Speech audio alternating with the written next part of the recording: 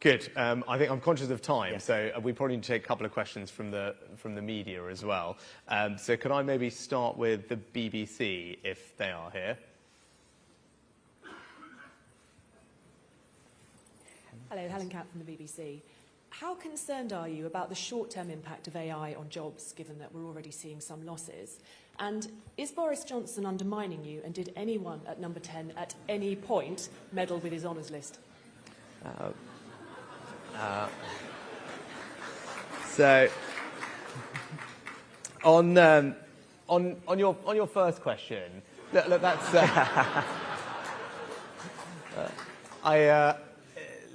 look, it's an obvious, when we think about the risks of AI and what are people worried about, obviously, people's concern is for jobs, and you've had announcements where it started for the first time, AI is being associated with how companies are reforming or restructuring their workforces. So obviously that's going to be anxious for people.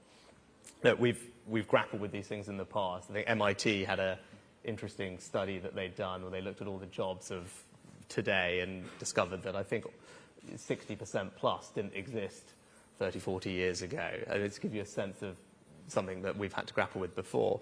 Look, I think what does that mean? It means governments have to ensure that everyone has access to education and skills at every point in their lives.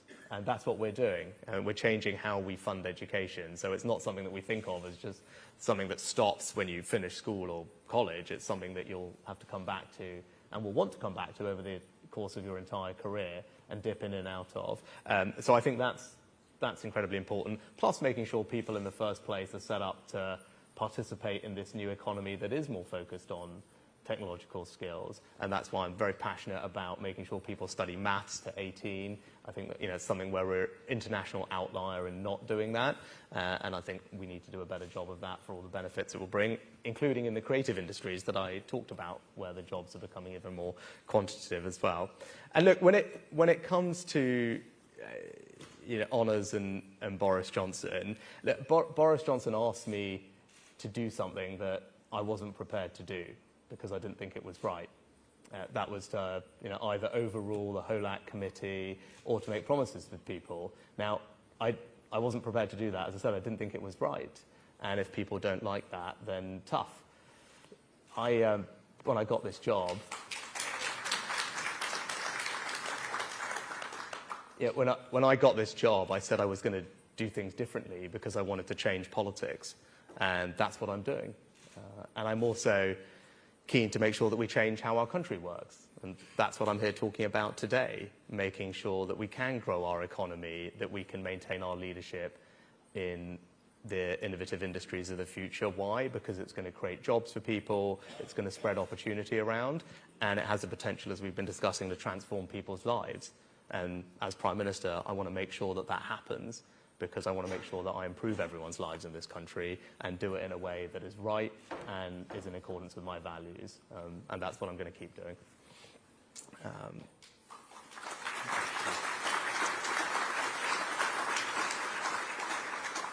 I think next we've got the Times.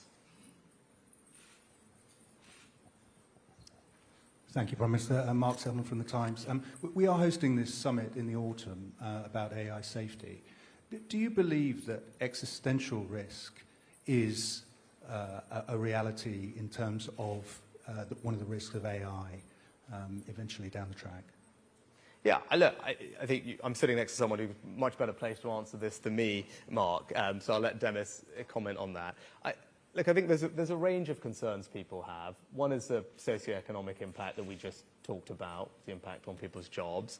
And then there's obviously risks around misuse, right? How do people use AI to do things that are bad? And people have always used technology to do bad things. That's not a new thing. We just need to be alert to that. There's kind of what we call tool use, and AI as a capability that provides new opportunities for malicious actors. And then there's what, I guess, technologists like Demis would call capability overhang, which speaks to the kind of last category of risks that then start to trend into a space where people are talking about very significant risks that some would call existential, others would say alongside things like pandemics and nuclear war. And that's obviously concerning. And that's why I think it's important that we put guardrails in place to make sure that we develop and exploit this technology in a way that's safe and that is secure. That's why the summit is important, because it will bring together people to consider those risks, make sure that we appropriately plan for them, discuss the right guardrails to put in place, and the research and evaluation that we're going to need to do to make sure that we're on top of it. So I think those are the kind of topics that I'm interested in exploring at the summit. But Dennis, do you have a thought on? No, so I agree with all of that. And you know, I think there are different, we've talked about incredible opportunities of AI. I think those, everyone knows, understands those well. But there are attendant risks with any new transformative technology, and AI is no different in that respect. And I agree with the Prime Minister's sort of different buckets or categories of risk, and I think they need to be mitigated in different ways, from bad actors using these technologies in bad ways, that's a sort of access issue, to near-term risks of things like bias or deep fakes, and I think there are new technologies along the way that are coming along, like encrypted watermarking, which will help with that. And then there are these sort of more long-term technical AI risks, things like alignment, controllability, interpretability of these systems. And I think here there's uncertainty around those risks, and we need to understand and research those systems a lot more over the next few years to have a better handle on what the boundaries are of these systems, including the risks and then we can put the right guardrails in place, and government can put the right guardrails in place. So I think there's in the situation where there's a high degree of uncertainty, but a huge potential impact either way, I think the right way to proceed is with the precautionary principle. You know, proceed with exceptional care, be optimistic about what we can do with the opportunities, and sort of use things like the scientific method to study and carefully analyze these systems as they get increasingly more powerful in the future. Brilliant. Thanks, Dennis. And then lastly, Bloomberg. Hi, Celia from Bloomberg. My question is, why would AI people decide to come to the UK and cater to a UK scheme when you have a much larger trading bloc like the EU going ahead with their own AI regulation? Great. So that's a good question to end on, because it speaks to everything that we've been talking about for the last half hour or so. And that's about the UK just having confidence in itself. The UK is one of the leading places in the world for AI, as we are in so many other strengths. That's not me saying that, that's the facts. Look at the AI research capability that we have here, the number of citations and AI research that's produced, essentially after the US, we're the leading democratic power when it comes to the quality of our AI research base. Look at the number of AI companies that we have here. A third of all of Europe's companies are here. I think twice as many as anywhere else in Europe. Look at the money raised, same. And then look at the companies themselves, right? As we just talked about, there's 3 frontier labs. Demis is headquartered here. Google have headquartered their AI business here under Demis's leadership. But then Anthropic and OpenAI have just opened their European offices where? They've opened them here in the UK. You've got Palantir just opening their global AI research capability here in the UK. So look, those are all the reasons we should feel confident and optimistic about our lead in AI and our ability to play a leadership role. And the creation of the task force with more funding than anywhere else in the world for safety research, again, is a reason why I think we can play a leadership role in this, and we can develop all the evaluations and the auditing that Demis talked about. We're going to steal a march on that and get going with that quickly. But look, this is not about imposing our view of the world on everyone else, right? This is about convening people and bringing them together. Academia, business, governments from around the world. AI doesn't respect national borders. This is about us just bringing people together to talk through these issues together and ultimately put in place a multilateral framework, because that's what it's going to require ultimately. But do I think the UK can be a leader in shaping that conversation? Absolutely I do, right? Because we've got incredible strengths here, and we shouldn't be shy about that, right? We should be confident in our ability to lead this conversation, because it's incredibly important that we get it right. It's going to be incredibly important for the future of our country. We want all the benefits that AI can bring, but we need to manage it safely. That's my job as Prime Minister, and we're going to do it working together, and I'm very grateful to Demis as well for his support. But I think we can have a very exciting summit, which is going to produce some really important outcomes, not just for the UK, but for the world at large. Great. I think that's all we've got time for. So thank you, Prime Minister, for all your valuable time and support. Look forward to getting it right with you. Thanks very much. Thanks, Minister.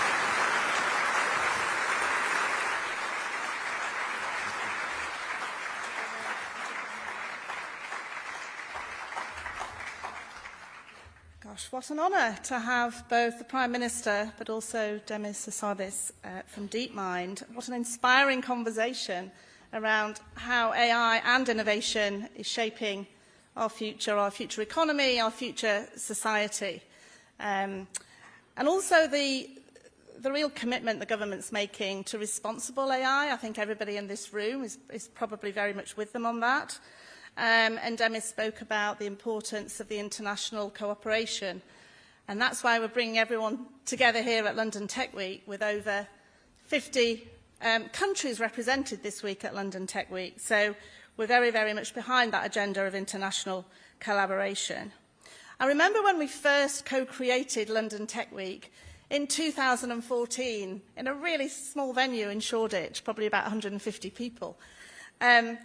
But that was exactly the same time when Google acquired DeepMind and also relocated its AI Innovation Centre from California to London. That was a really smart decision for those Googlers in the room.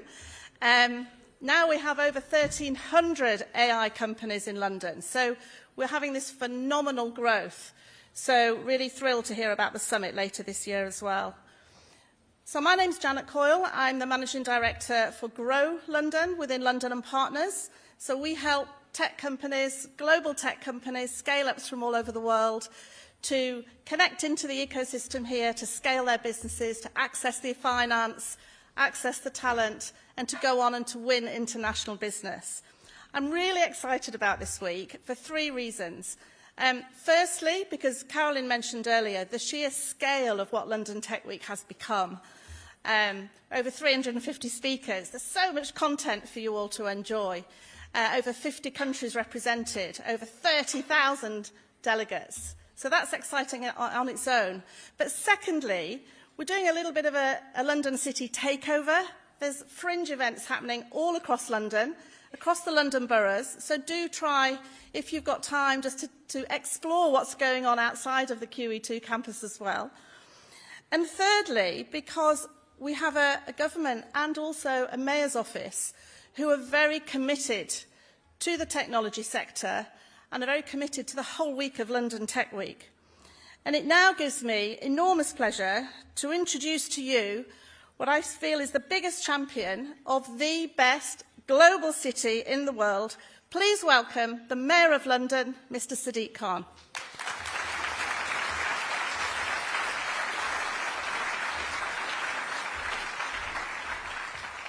Well, thank you, Janet, not just for your kind words, but for the incredible work you and the dedicated team at London & Partners do for our city and our country. Good morning, everyone, and a very warm welcome to the 10th edition of London Tech Week. For those of whom it's your first time in London and here for the entire week, the weather is always this wonderful. And thank you to the Prime Minister. He's had quite a weekend. I've been asked to scotch any rumours that any of his words were drafted by ChatGPT. It was also fascinating to get Demis's insight this morning, himself a founder of a local startup that went on to become a global success. I'm very proud that London Tech Week goes from strength to strength year in, year out, and has become a symbol of our ever-growing power in global tech. And long may that trend continue. It was Abraham Lincoln who once said, "The best way to predict your future is to create it." It's a spirit that our city embraces. Indeed, London has always been a cradle of innovation. One of our greatest daughters pioneered computing science. One of our greatest sons gifted us the World Wide Web. And now a new generation are busy making their mark. What began life as a handful of startups on Silicon Roundabout in East London has grown to become one of the most influential tech hubs in the world. That success has pollinated across our capital, a fintech cluster in Canary Wharf, the West London Innovation District, here east in the Olympic Park, the Knowledge Quarter. Today, the world's biggest tech companies have come to be part of the story. Of course, none of this happened by chance. We're here in Westminster, home to our legislators, the Square Mile and Canary Wharf, home to our financiers, a short tube ride away, part of a public transport network that's the envy of all. World-leading universities, more than 300 languages spoken, and most importantly, our people, highly skilled, highly motivated, drawn from everywhere, renowned as the best anywhere. The result? London's offer to tech innovators, investors, business leaders is unrivaled. And with the ambition and enterprise you bring, we've become the most attractive city to start up or scale up a tech business. And now, the most high-tech city in the world. You know, London has attracted more new international tech companies and foreign direct investment than any other global city in the past decade. So, my message to you all is this. If you're a stranger and thinking about making a home in London, I promise that you won't feel a stranger for long. Our tech community is open, inclusive, and we have a range of bespoke support to help you get settled. And if you're already part of the family, now is the time to grow. We're already doing something special in London, but we're on the cusp of something extraordinary. We can't, however, make the mistake of prioritising scale over purpose. So as Mayor, as well as laying the foundations for your ideas and companies to thrive, it's also my job to ensure success translates into people's lives and their communities. For me, there's no more compelling way than in the fight against the climate emergency. I've made it my mission to make London a net zero city by 2030. One of the reasons that ambition is even within our reach is because our city has a legacy of seizing the opportunities afforded by innovation.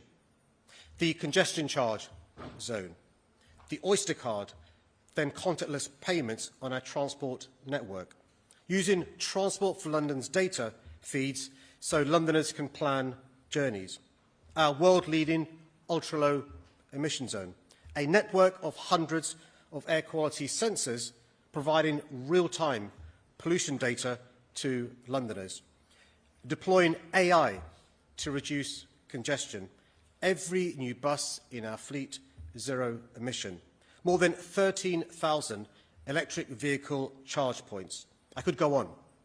The list is long, but the lesson is short. Tech has been a mainspring of environmental progress in London. It's making walking, cycling and public transport the go-to options. It's making our air fit to breathe, and it's making a sustainable city for future generations to inherit. But you know what? This isn't the time for complacency. Last summer, London was given a horrifying glimpse into the future when extreme heat crippled infrastructure and destroyed homes. To avoid that nightmare becoming our reality, we need to go much further, much faster. And to help us on our way, today I can announce the launch of the London Climate Resilience Review. Emma Howard-Boyce, CBE, Chair of the Green Finance Institute, has been appointed to lead the work. She'll be exploring how London must adapt and prepare for the impacts of our changing climate, and the role of data and tech will be central. I want this review to be a further demonstration that cities are the most effective bridge between our innovators and citizens.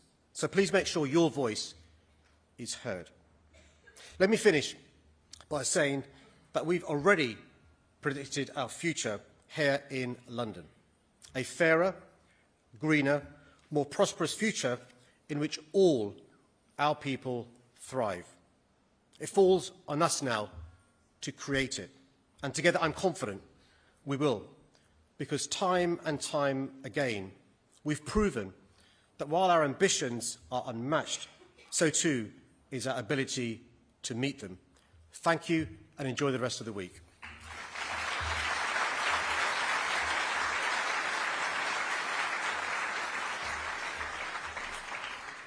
Thank you, Mayor Khan. Next to the stage, we will have an exclusive fireside chat on fueling UK entrepreneurship. 2023 has given us many memorable moments already, including the coronation of a new king in the UK. But a standout shock to us all in the tech sector was the weekend, the 10th to the 12th of March, and the surreal events around Silicon Valley Bank. A mere 13 weeks on, lucky for some, it is my absolute pleasure to introduce you to HSBC Innovation Banking. The new brand, carefully chosen to reflect the unparalleled partnership between HSBC and what has been in the past and now surely looks set to continue to be the most trusted financial partner to the UK innovation economy, SVB UK. The combined offer of the two is compelling. Through this partnership, entrepreneurs and investors in the UK will be able to access the best of both